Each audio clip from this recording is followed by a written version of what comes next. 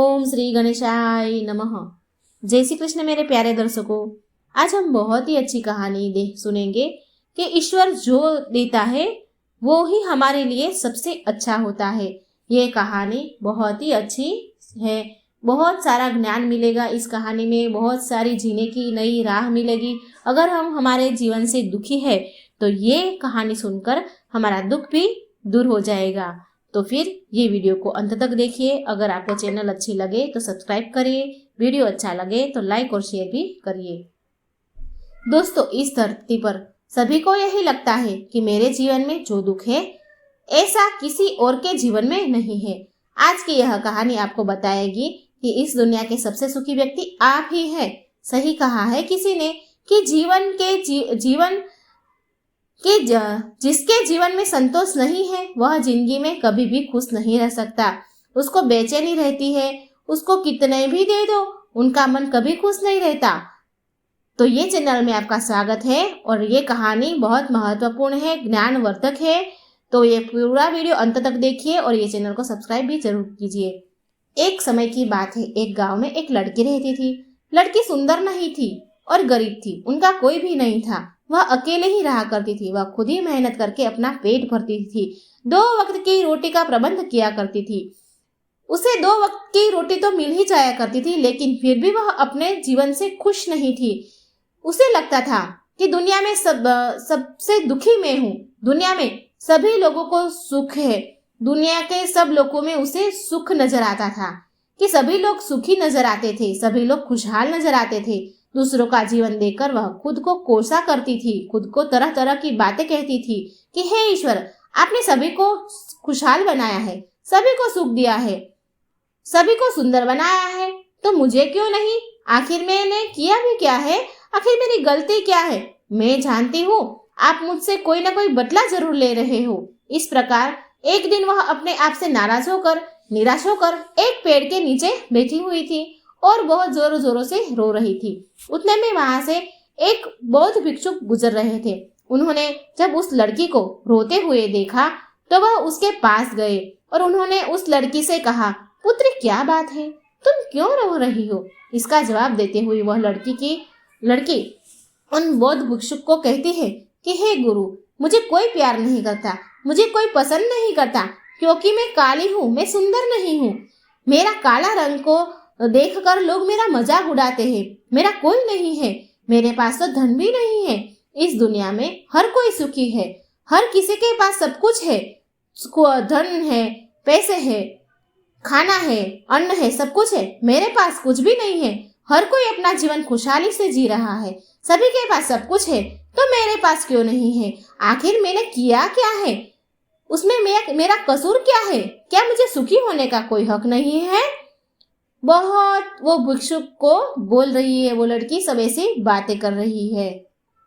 मुझे अपना जीवन खुशहाली से जीने का हक नहीं है। उन भिक्षुक ने उस लड़की की बात सुनी, ध्यान से सुनी और कहने लगे कि हे पुत्री, अगर तुम मुझे उस व्यक्ति से मिलवा दो जो अपने जीवन में सुखी है, तो मैं तुम्हें एक ऐसी चीज दूंगा जिसे तुम सुंदर भी हो जाओगी और सुखी भी हो जाओगी। तो भिक्षुक के मुंह से ऐसे शब्द सुनकर वह लड़की बहुत प्रसन्न हुई और तुरंत ही उन बौद्ध भिक्षुक से कहती है, क्या सचमुच ऐसा हो सकता है?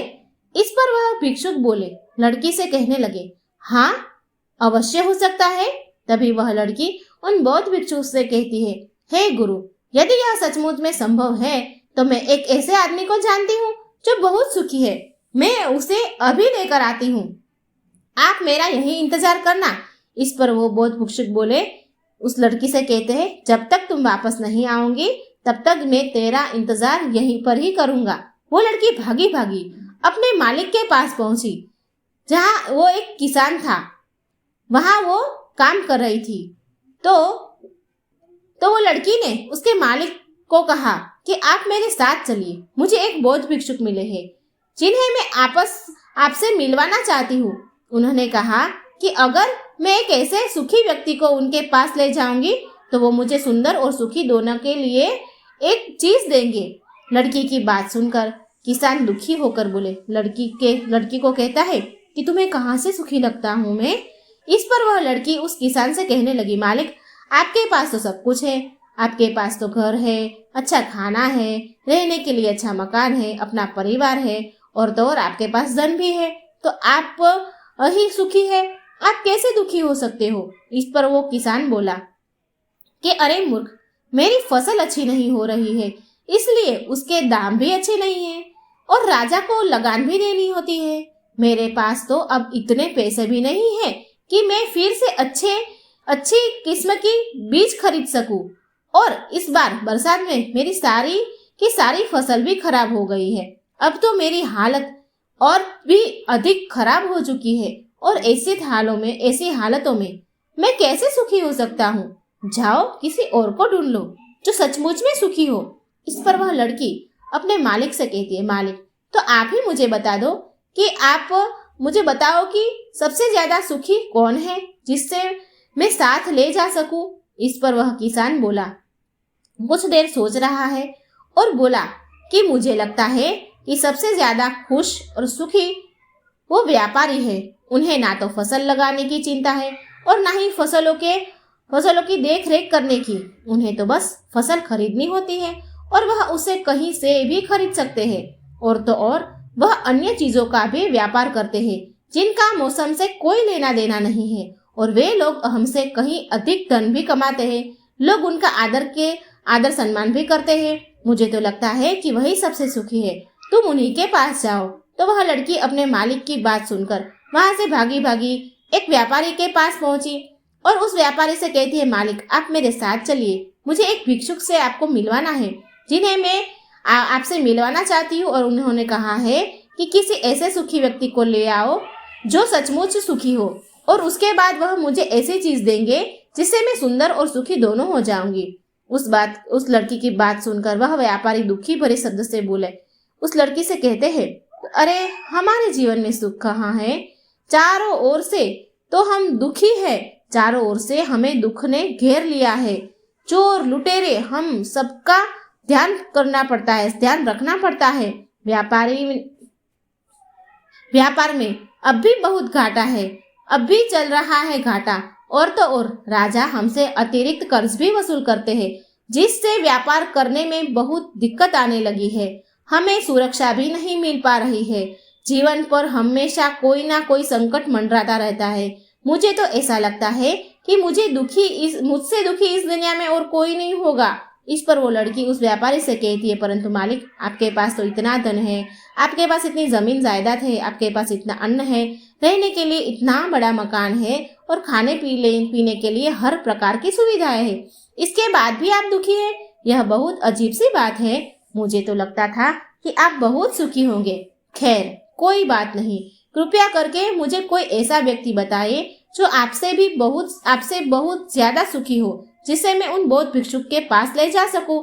इस पर वह व्यापारी कुछ देर सोचता है और उस लड़की से कहता है, मुझे लगता है कि राज्य के अधिकारी बहुत सुखी है, वह सीधा राजा से संबंध रखते हैं, उनके पास अधिकार है और वह धनवान भी है, वह चोर लुटेरे और डकैती से भी नहीं डरते, और वही लोग हमसे धन भी वसूलते हैं, और हमें उनके सामने उनके आधार में झुकना ही पड़ता है, और सभी लोग उनका बहुत मान सम्मान भी करते हैं। मुझे नहीं लगता कि उनके जीवन में कोई दुख होगा, और मुझे लगता है कि वही सबसे सुखी है। काश मैं भी राजा का एक अधिकारी होता तो मैं भी अपना जीवन आराम से बिता रहा होता। इस पर वह लड़की उस व्यापारी से कहती है, मालिक क्या आप किसी अधिकारी को जानते हैं? क्या आप मुझे उससे मिलवा सकते हैं? मैं उन्हें अपने साथ ले जा सकती हूँ, मैं उन्हें अपने साथ ले जाऊंगी अगर वह सबसे सुखी हुए तो। इसके बाद मुझे वह बौद्ध भिक्षु कुछ ऐसी चीज देंगे जिससे मैं सुंदर और सुखी दोनों हो जाऊंगी। बताइए ना, आप मुझे किसी अधिकारी से मिलवा सकते हैं? मैं आपकी बहुत आभारी रहूंगी। व्यापारी को उस लड़की पर दया आ गई। उसने उस लड़की को एक अधिकारी से मिलवा दिया जिससे वह व्यापार जानता था। लड़की ने अधिकारी से मिलने के बाद उसे अधिकारी से कहा, मालिक आप मेरे साथ चलिए ना, मुझे एक भिक्षुक से मिलवाना है आपको। उन्होंने मुझसे कहा है कि अगर मैं एक सुखी व्यक्ति को उनसे मिलवा दूंगी तो वह मुझसे ऐसी चीज देंगे जिसे सुंदर और सुखी मैं दोनों ही हो जाऊंगी। ये बात सुनकर वह अधिकारी उस लड़की से कहता है, तुम्हें किसने कह दिया कि मैं सुखी हूँ? अरे मेरे जैसा दुखी व्यक्ति तो इस दुनिया में और कोई नहीं होगा। तुम्हें नहीं पता, लेकिन हम पर कितना दबाव होता है, हमारे ऊपर कितनी जिम्मेदारी होती है। हमें हर एक आदेश का पूरा पूरा पालन करना होता है, हर एक आदेश पूरा करना होता है, और वह आदेश भी इतनी आसानी से पूरे नहीं होते। उनके लिए हमें कितना ही मुश्किलें उठानी पड़ती है, कितनी दिक्कतें आती है, दिक्कतों का सामना करना पड़ता है। राजा कुछ भी आदेश पारित कर देते हैं और हमें लागू करना पड़ता है। जनता को और तरह तरह की मुश्किलों, सभी परिणाम हमें ही झेलने पड़ते हैं। और तुम्हें लगता है कि मैं सबसे सुखी हूँ? ऐसा कुछ भी नहीं है। अगर वह भिक्षुक तुम्हें सुखी कर दे तो तुम उसे मुझे भी मिलवा दो। अगर वो भिक्षुक तुम्हें ऐसे सुखी करते हैं तो मुझे भी ऐसे व्यक्ति से मिलवा दो। मैं भी सुखी होना चाहता हूँ। मुझे भी अपना जीवन खुशहाली से बिताना है। भला अधिकारी बनकर मुझे क्या मिला? रोज रोज की तरह तरह के तनाव। इस पर वह लड़की बोली, उस अधिकारी से कहती है, मालिक, जहाँ तक मैं सोचती थी कि आप सबसे सुखी है, लेकिन आप भी सुखी नहीं लग रहे हैं। परंतु आपको क्या लगता है कि इस दुनिया में कोई ऐसा व्यक्ति है सुखी जो सबसे सुखी होगा? आप मुझे बता सकते हैं? आपकी बहुत बहुत आभारी रहूंगी मैं। उस लड़की की सारी बात सुनी और उसके बाद वो अधिकारी बोला, उस लड़की को पर उसको दया आई और वो कहने लगा, अधिकारी ने उस लड़की से कहा कि देखो, मुझे तो ऐसा लगता है कि इस पूरे राज्य में केवल एकमात्र व्यक्ति सुखी है तो वह है इस राज्य का राजा। मुझे तो केवल वही सुखी नजर आते हैं। उन्हें किसी की सुननी नहीं पड़ती। वह नियम बनाते हैं, आदेश देते हैं, सुरक्षा से घिरे रहते हैं और सब उनके सामने झुकते भी हैं। उन्हें धन की कमी नहीं है, ना जमीन की कमी है, ना जायदाद की कमी है, और ना जमीन जायदाद की सारी धरती को उन्होंने ही जीत लिया है। वह सबके मालिक है और सबसे उच्च वही है जो एकमात्र सुखी व्यक्ति है। काश मैं भी किसी के राज्य के राजा होता, राजा के घर में जन्मा होता तो आज मैं भी बहुत सुखी होता। उस अधिकारी की वह सारी बात सुनकर लड़की उस अधिकारी से कहती है, मालिक, आपसे एक विनती है, क्या आप मुझे एक बार राजा से मिलवा सकते हैं? कृपया कीजिए, आपका बहुत एहसान होगा। बस एक बार मुझे राजा से मिलना है।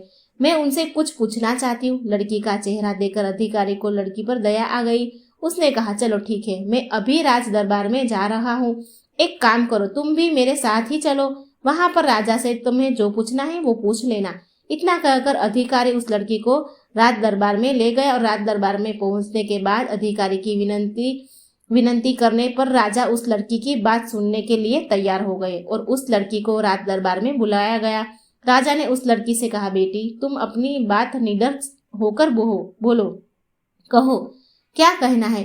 तुम मुझसे क्या पूछने आई हो? इस पर वह लड़की थोड़ा घबराते हुई, थोड़ा डरते हुई राजा से कहने लगी कि राजन, मैं एक संपूर्ण सुखी व्यक्ति को ढूंढ रही हूँ। मुझे एक भिक्षुक मिले हैं और उन्होंने मुझे कहा है कि यदि तुम कोई ऐसा सुखी व्यक्ति मुझसे मिलवा दो तो मैं तुम्हें एक ऐसी चीज दूंगा जिससे तुम सुंदर और सुखी दोनों हो जाओगी। काफी लोगों से मिलने के बाद मुझे यह पता चला कि आप ही है जो इस दुनिया के एकमात्र सुखी व्यक्ति है।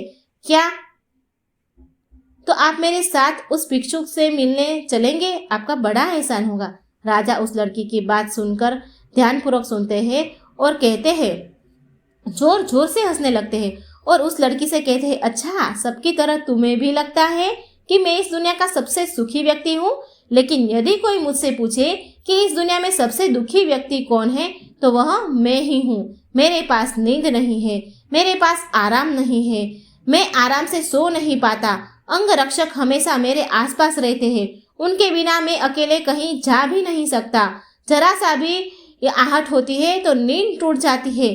डर हमेशा लगा रहता है क्योंकि मेरे दुश्मन मेरे घर में ही रहते हैं जिनका मुझे पता तक नहीं होता। कौन कब और कहां से मुझ पर वार कर दे कोई नहीं कह सकता।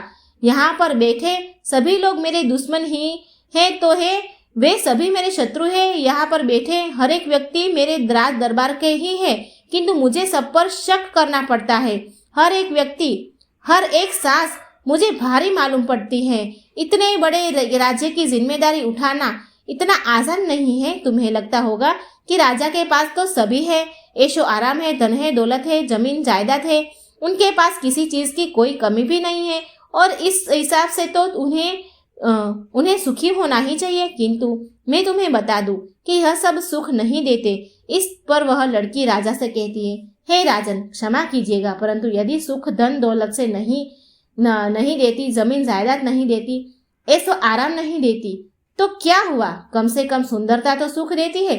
इस पर वह राजा एक बार फिर मुस्कुराते हुए उस लड़की से कहता है, पुत्री, सुंदरता जो मैंने देखी है, जो लोग शक्ल से सुंदर होते हैं उनके मन सुंदर नहीं होते हैं। वे लोग तो एक मुखौटा लगाए घूमते रहते हैं। वह दूसरों के दिखाते हैं कि मैं कितना सुंदर हूँ, लेकिन समय सबकी सुंदरता छीन लेता है। एकमात्र सुंदरता मन में ही रहती है और जिसका मन सुंदर है वह हमेशा ही सुंदर रहता है। इस पर वह लड़की राजा से कहती है कि राजन, तो आप ही बताइए कि आपके हिसाब से इस दुनिया में सबसे सुंदर और सुखी कौन है? इस पर वह राजा लड़की से कहता है, मेरे हिसाब से तो एक गरीब व्यक्ति जो 2 वक्त की रोटी का प्रबंध कर सके, जो किसी तंत्र बिना, किसी बंदिश बिना किसी भी दिशा में घूम सकता है, वह कुछ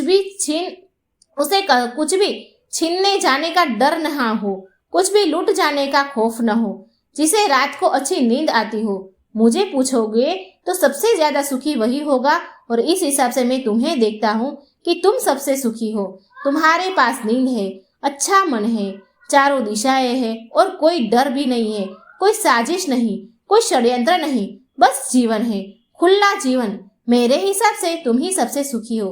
राजा की यह सारी बात सुनकर एक पल के लिए वह लड़की सोच में पड़ गई और तभी उसे इस बात का एहसास भी हो गया, वाकई में वह एकमात्र सुखी है, वही सुंदर है। और अब वह जो थी, जैसी भी थी, उसे खुद के होने पर गर्व होने लगा। पूरे दिन यहाँ वहां भटक कर थक हार कर संपूर्ण चेहरे पर मुस्कान आ गई। उसके चेहरे पर मुस्कान आई। उसे एहसास हो गया कि सबसे सुखी मैं हूँ, मेरे ऊपर कोई दुख नहीं है, मैं आज़ादी से घूम फिर सकती हूँ, 2 वक्त की रोटी भी खा सकती हूँ, नींद भी अच्छी कर सकती हूँ। उसकी सब चिंताएं दूर हो गई। वह चेहरे पर मुस्कान लाई, प्रकृति से बातें करने लगी। बातें करती हुई वह बौद्ध भिक्षु के पास लौटी और उससे बौद्ध भिक्षु उससे कहा कि हे गुरुवर, मैं यहाँ गई थी तो मुझे लग रहा था कि यहाँ से गई तब मुझे ऐसा लगा कि मैं ही सबसे दुखी हूँ और मैं हूँ सबसे बदसूरत हूँ। लेकिन यहाँ से जाने के बाद जैसे जैसे मैं लोगों से मिलती गई तो मुझे एहसास होने लगा कि इस दुनिया में सबसे सुखी व्यक्ति जो मैं ही हूँ। यह बात और मैं किसी सुखी व्यक्ति को आपके पास ला ना सकी। मैंने बहुत ढूंढा मगर कोई सुखी व्यक्ति को आपके पास में ला न सकी, क्योंकि मुझे लगता था कि मुझे छोड़कर सभी सुखी है।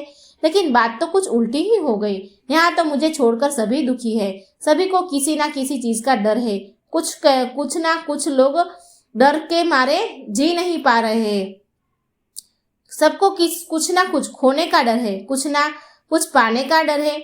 पाने का डर, खुलकर ना जीने का डर है, खुलकर जी भी नहीं पा रहे हैं। इस हिसाब से तो मेरे पास सब कुछ है। मैं खुशी से झूम सकती हूँ, गा सकती हूँ, जहाँ मन करे वहाँ जा सकती हूँ और 2 वक्त की रोटी का इंतजाम करने के लिए मेरे पास यहाँ हाथ और पैर भी है। मुझे किसी का भी कोई गम नहीं है। मेरे पास ऐसा कुछ नहीं जिसका खोने का मुझे डर है, डर सताए। इस पर वह बौद्ध भिक्षुक वह लड़की से कहते हैं, पुत्री, आखिरकार तुम्हें वह सुंदरता और सुख मिल ही गया। अब से तुम सुंदर और सुखी हो। यह कहकर वह बौद्ध भिक्षुक वापस अपने आश्रम लौट गए। वह लड़की भी अब जान चुकी थी कि वही सबसे सुंदर और सुखी है। अब उसे किसी बात की कोई गम नहीं था। अभी अपने आप पर अफसोस नहीं था। अब वो अफसोस नहीं करती थी, बल्कि वह अपने आप में हमेशा खुश रहती थी, हमेशा मस्त रहती थी। दोस्तों, हमें भी ऐसा लगता है कि हमारे पास कुछ नहीं और सामने वाले के पास सब कुछ है। वह कितने सुखी है, उसके पास हर चीज है, हर ऐसो आराम है, हर सुविधा है। किंतु ऐसा नहीं है। यह केवल आपके देखने का नजरिया है। असली सुख तो आपके पास ही है और वह है संतुष्टि। यदि आप अपने आप को संतुष्ट करते हो तो आपके पास जो कुछ भी है उसमें यदि आप खुश है तो आपको कोई भी गम डरा नहीं सकता, आपको कोई भी दुख परेशान नहीं कर सकता। किंतु हमारी सबसे बड़ी तकलीफ यही है कि हम खुद को नहीं बल्कि दूसरों को ज्यादा देखते हैं। दूसरों से हम ज्यादा प्रेरित होते हैं और उनकी खुशी देखकर हमारे भीतर ईर्ष्या का भाव उत्पन्न होता है। हमें तकलीफ होती है कि उनके पास इतना सुख है और हमारे पास नहीं है। हम दुखी क्यों हैं? हम केवल उनकी तारीफ की नजर गड़ाए हुए हैं। हमने तो अपने पास देखा ही नहीं है हमारे पास क्या है। हम उस पर कभी ध्यान नहीं देते, बल्कि हम तो हमेशा इस पर ध्यान देते हैं कि हमारे पास क्या नहीं है। और यही नजरिया आपको दुख और तकलीफ की ओर ले जाता है। आप चाहकर भी सुखी नहीं रह पाते, क्योंकि आपने अपना नजरिया बदला ही नहीं है, उस पर ध्यान ही नहीं दिया। वहीं पर यदि आप इस तरह से सोचे कि मेरे पास बहुत कुछ है, रहने के लिए अच्छा घर, खाने के लिए अच्छा खाना, पहनने के लिए अच्छे कपड़े, कम से कम 2 वक्त की रोटी का आपके लिए इंतजाम भी हो जाता है, लेकिन बहुतों के पास तो यह भी नहीं होता है। क्या आप सुखी नहीं हैं? क्या आपके पास वह सब नहीं है जो उनके पास नहीं? जरा एक पल के लिए सोचकर देखिए। तो दोस्तों, आपने आज इस वीडियो में क्या सीखा? अगर ये वीडियो अच्छा लगा तो लाइक और शेयर करके ये चैनल सब्सक्राइब तो जरूर कर दीजिएगा। जय श्री कृष्ण, राधे राधे। थैंक